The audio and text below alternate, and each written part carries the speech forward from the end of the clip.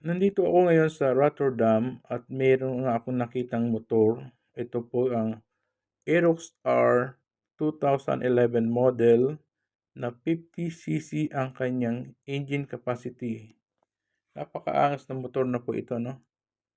Meron siyang kickstart, Iwata Japan made, at meron siyang dalawang signaling bulb light sa likuran. Ang kanyang lagay ng fuel ay nasa likuran din na may laki na 7.0 liter fuel capacity.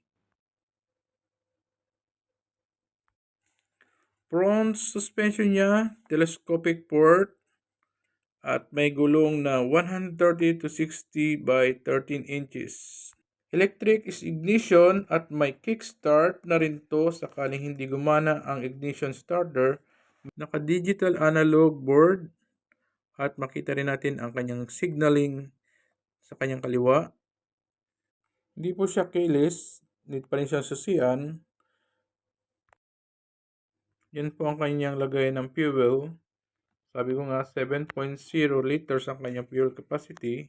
Fuel system niya naka-carburetor at may ignition of CDI. Cooling system, liquid cooling, at naka-transmission type na B-belt automatic.